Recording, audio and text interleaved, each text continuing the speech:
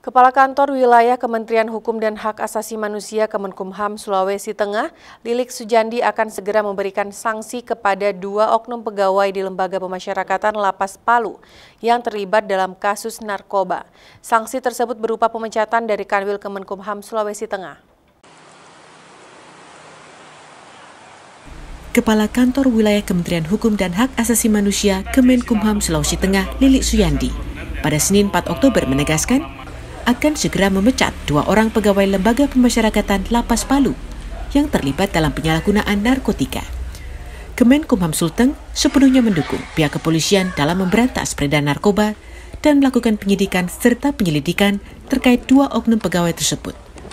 Menurut Lili, sebelumnya pihak Kemenkumham Sulawesi Tengah juga telah melarang seluruh pegawai lapas dan rutan yang ada di Sulawesi Tengah bersinggungan dengan penyalahgunaan narkoba.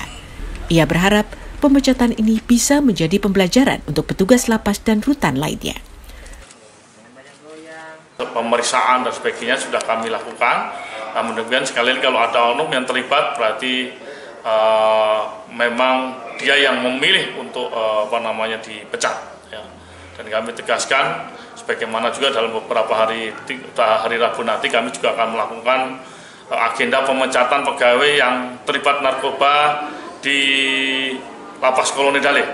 Ini akan kita lakukan pemecatan. Nah nanti ini akan menyusul juga, akan kita lakukan pemecatan juga. Jadi kami tegas supaya apa? Pegawai lain tidak tergiur kembali ya. Sebelumnya, 2 orang petugas Lembaga Pemasyarakatan kelas 2A Palu diamankan pihak kepolisian Resor Palu akibat tersandung kasus penyalahgunaan narkoba.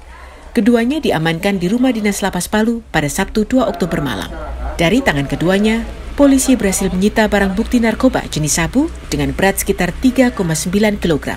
Dari keterangan pelaku, narkoba ini diambil keduanya dari Kabupaten Parigi Motong, Sulawesi Tengah. Dari Palu, Sulawesi Tengah, Raga Musabar, Kantor Berita Antara, mewartakan.